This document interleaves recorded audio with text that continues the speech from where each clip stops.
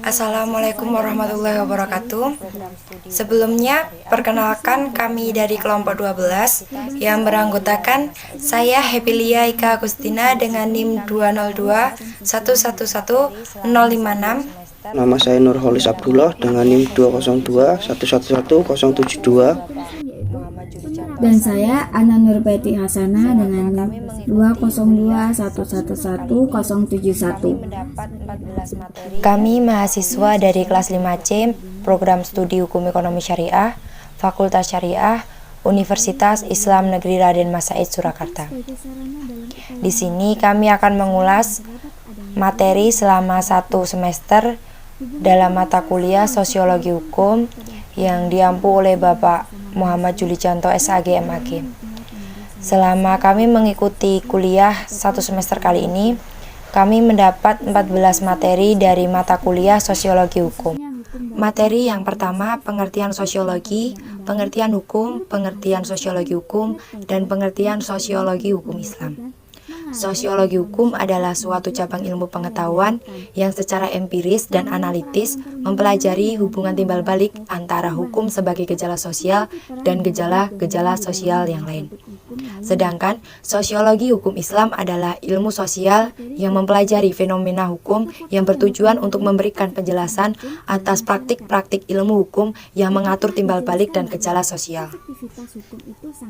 Materi yang kedua, hukum Islam dalam tarik-menarik antara wahyu dan akal, kesatuan dan keberagaman, otoritarisme dan liberalisme.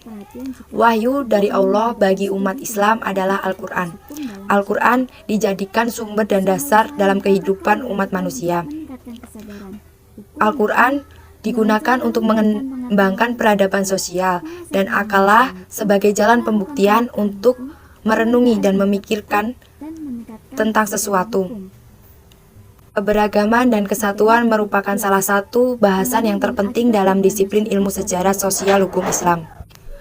Materi yang ketiga, hukum Islam dalam tarik-menarik antara idealisme dan realisme, hukum dan moral, stabilitas dan perubahan. Dalam pandangan idealisme, realitas harus tunduk pada hukum. Sedangkan dari pandangan realisme, sebaliknya, hukumlah yang harus mengikuti realitas. Hukum Islam harus berjalan sesuai dengan prinsip-prinsip moralitas seperti yang telah dinyatakan dalam Islam. Stabilitas hukum Islam terletak pada ketentuan nasnya, yaitu Al-Quran dan hadis.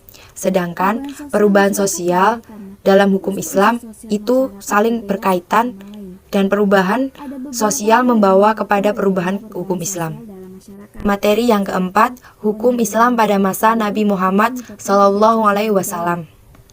Sumber-sumber tasri pada era kenabian ini adalah wahyu Allah, baik berupa Al-Quran maupun sunnah. Selain itu, telah dilakukan ijtihad pula pada masa Nabi Muhammad. Ijtihad dilakukan sebagai kemaslahatan dunia. Hukum Islam pada masa Nabi ditetapkan secara berangsur-angsur dan telah dibuat undang-undang untuk memberikan kemudahan dan keringanan sesuai dengan kemaslahatan umat manusia. Pada materi yang kelima, hukum Islam pada masa sahabat atau Khulafaur Rasyidin. Pada masa sahabat atau yang sering disebut dengan Khulafaur Rasyidin, hukum Islam mengalami perkembangan. Pada masa ini muncul para ulama dan imam-imam mazhab besar yang lain. Imam mazhab merujuk pada pendapat para sahabat dan sumber penetapan hukum pada masa ini yaitu Al-Quran dan As-Sunnah. Apabila tidak ditemukan dalam Al-Quran dan As-Sunnah, mereka melakukan ijtihad untuk menyelesaikan kasus yang disebut dengan fatwa. Hukum Islam pada masa tabi'in. Tabi'in artinya pengikut.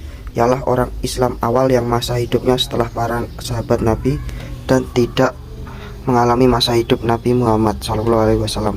Usianya tentu saja lebih muda dari sahabat Nabi, bahkan ada yang masih anak-anak atau remaja pada masa sahabat masih hidup.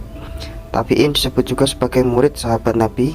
Tabi'in yang terakhir wafat sekitar 110 hingga 120 Hijriah. Dalam kalangan 4 imam mazhab ahli sunnah wal jamaah, Imam Hanafi tidak termasuk dalam tabi'in karena beliau pernah berguru dengan sahabat Nabi. Sumber yang dipakai oleh sahabat kecil dan tabi'in tidak jauh berbeda dengan periode sebelumnya. Pada masa ini sumber-sumber yang dipakai secara berurutan antara lain: yang pertama, Al-Quran. Pada masa ini Al-Quran berada pada posisi pertama sebagai rujukan pembentukan hukum. Al-Quran yang telah terkodifikasi sejak masa kekhalifahan Utsman bin Affan pada masa ini mengalami perbaikan bentuk tulisan dan pemberian harokat dan barisan. Yang kedua, As-Sunnah. Para sahabat kecil dan tabi'in selalu merujuk pada As-Sunnah bila dalam mengistimbatkan hukum tidak ditemui dasar-dasarnya pada Al-Quran. Yang ketiga, Ijma'. Ijma' menjadi sumber hukum yang ketiga pada masa ini. Namun perluasan wilayah yang terjadi pada dinasti Muawiyah dan Abbasiyah mengakibatkan proses ijma' para sahabat kecil dan tabi'in sedikit terhenti. Yang keempat, Ra'yu. Ijtihad para ulama dengan mencurahkan segala kemampuannya yang disandarkan pada Al-Quran dan As-Sunnah menjadi alternatif dalam menetapkan hukum. Kemudian hukum Islam pada zaman Imam Mazhab. Periode Abbasiyah, masa kajian hukum Islam yang sistematis, muncul berbagai mazhab hukum Islam. Ada keempat mazhab Sunni: Abu Hanifah, Malik bin Anas, Syafi'i, dan Hanbal. Abu Hanifah memiliki kemampuan penalaran yang hebat, merumuskan teori ijtihad, yakni preferensi hukum yang menandai penyimpangan dari analogi yang ketat dengan alasan kepentingan umum. Ulama Hanafiyah, sumber hukum mazhab Hanafi: Al-Quran, Sunnah, Ijma' sahabat, pendapat sahabat pribadi, qiyas, ijtihad. Faktor yang menyebabkan 4 mazhab: yang pertama, perbedaan pemahaman terhadap Al-Quran. Yang kedua, sebab khusus mengenai sunnah Rasulullah SAW. Pertama, perbedaan dalam penerimaan hadis, perbedaan dalam menilai riwayatnya hadis, ikhtilaf tentang kedudukan Rasulullah SAW, perbedaan mengenai qawaid usuliyah dan qawaid fikih. Kemudian hukum Islam masa taklid. Yang pertama, fuqaha pada zaman ini tidak dapat membuat sesuatu yang baru. Negara Islam lemah, terkena penyakit perpecahan, pembukuan kitab mazhab, fanatisme mazhab, jabatan hakim, ditutupnya pintu ijtihad. Pengertian taklid menurut bahasa Arab: qalaqah yuqalidu taklidan, yaitu mengulangi atau meniru, mengikuti. Secara istilahi, mengikuti pendapat seseorang mujtahid atau ulama tertentu tanpa mengetahui sumber dan cara pengambilan pendapat tersebut. Faktor kemunculan taklid: pembukuan kitab mazhab, fanatisme, jabatan hakim, ditutupnya pintu ijtihad, terbaginya dualat Islamiyah, persaingan antar pengikut mazhab, pembentukan hukum dan ijtihad yang berbeda. Tokoh muslim masa taklid yaitu yang pertama Ibnu Hazim, lahir 384 Hijrah. Yang kedua, Abu Hamid Al-Ghazali, lahir di Khurasan. Yang ketiga, Ibnu Taimiyah, lahir di Haran 22 Januari. Kemudian yang selanjutnya, hukum Islam modern. Pengertian modern dalam bahasa Arab dikenal dengan kata tajdid, yang artinya dalam bahasa Indonesia diartikan dengan pembaharuan, adanya transformasi nilai yang mesti berubah. Tanda-tanda perubahan itu terlihat secara transparan dan sederhana. Misalnya dari statis menjadi dinamis, dari tradisional ortodok menjadi rasional ilmiah, dari fanatik menjadi fleksibel, luas, demokratis, toleran, dan seterusnya. Modern, kata Latin modernus, artinya baru saja. Pengertian modern mengacu bukan hanya kepada zaman, tetapi yang lebih penting mengacu kepada cara berpikir dan bertindak. Peradaban modern ditandai oleh 2 ciri utama, yaitu rasionalisasi, cara berpikir rasional, dan yang kedua teknikalisasi, cara bertindak yang teknikal. Tumbuhnya sains dan teknologi modern diikuti oleh berbagai inovasi di segenap bidang kehidupan. Modernisasi semakin menguatkan industrialisasi. Rasionalisme ciri masyarakat modern. Tajdid pembaruan adalah proses menjadikan sesuatu yang terlihat usang untuk dijadikan baru kembali. Tajdid dalam pemikiran adalah aktivitas koreksi ulang atau konseptualisasi ulang terhadap aktivitas keislaman dengan mengoreksi hal-hal bersifat tidak sesuai dengan konsep baru. Tajdid dalam pemahaman pembaruan Islam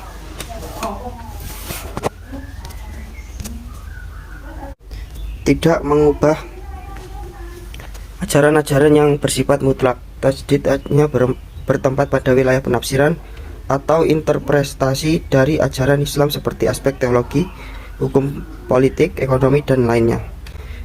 Kemudian interaksi antara hukum dan gejala sosial dalam masyarakat. Interaksi hubungan timbal balik antara pihak-pihak tertentu. Interaksi berarti tindakan action, tindakan timbal balik. Proses di mana orang-orang yang berkomunikasi saling mempengaruhi pada segi perasaan, pikiran, dan tindakan. Ciri interaksi sosial, yang pertama imitasi, tindakan meniru orang lain. Yang kedua identifikasi, menjadi sama dengan individu lain.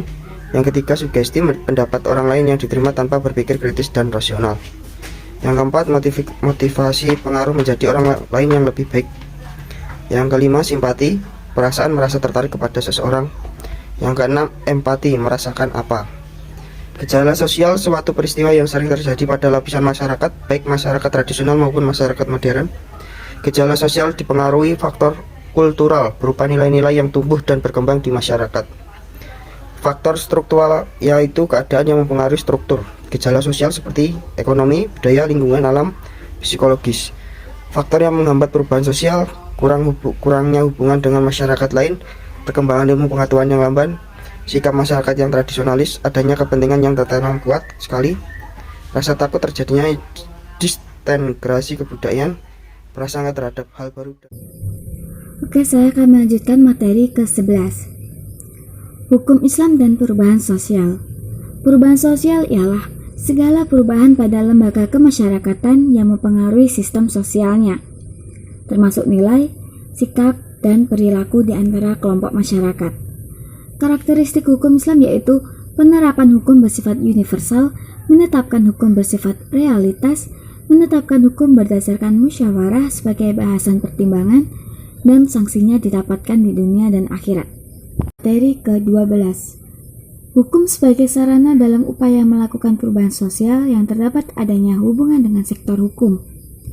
Hubungan perubahan sosial dan sektor hukum terdapat pada hubungan interaksi dengan sesama manusia yang keduanya mempunyai pengaruh sangat besar baik perusahaan sosial ataupun perubahan hukum. Di samping fungsi hukum seperti tersebut di atas, khususnya hukum dalam pengertian hukum positif atau peraturan perundang-undangan, merupakan salah satu metode dan instrumen untuk mengatur dan mengarahkan kehidupan masyarakat menuju cita-cita yang diharapkan. Peranan peraturan perundang-undangan dalam pembangunan atau perubahan masyarakat memiliki peran yang lebih dominan dibanding dengan produk hukum lainnya. Materi ke-13. Faktor-faktor yang mempengaruhi keefektifan hukum dalam masyarakat. Dapatlah dijelaskan bahwa efektivitas hukum itu sangat dipengaruhi oleh komponen struktural, komponen substansi, dan komponen hukum yang ada.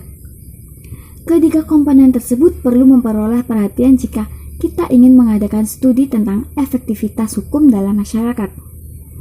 Usaha-usaha yang didapatkan dilakukan untuk meningkatkan kesadaran hukum, yakni dengan cara meningkatkan pengetahuan tentang hukum, mengasah pemahaman tentang hukum, melakukan penataan hukum, penghargaan terhadap hukum, dan meningkatkan kesadaran hukum.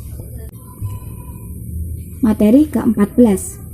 Pengaruh dan akibat perubahan masyarakat pada individu dan kelompok.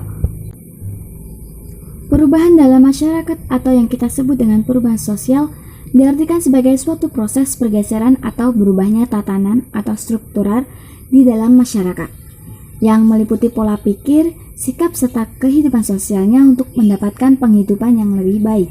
Perubahan sosial dapat dibayangkan sebagai perubahan yang terjadi di dalam atau mencakup sistem sosial. Perubahan-perubahan sosial inilah menjadi penyebab sehingga masyarakat senantiasa bersifat dinamis. Perubahan sosial masyarakat terjadi karena unsur-unsur sosial masyarakat berbeda satu sama lain. Ada beberapa hal yang menyebabkan terjadinya perubahan sosial dalam masyarakat, seperti penurunan jumlah penduduk juga menyebabkan perubahan sosial budaya. Konflik sosial antar kelompok masyarakat dapat mendorong terjadinya perubahan sosial masyarakat. Pemberontakan disebabkan oleh ketidakpuasan masyarakat terhadap sistem kekuasaan pemerintah. Baik, mungkin cukup sekian yang dapat kelompok kami sampaikan. Bila ada salahnya kami mohon maaf. Wabillahi taufiq wal hidayah. Wassalamualaikum warahmatullahi wabarakatuh.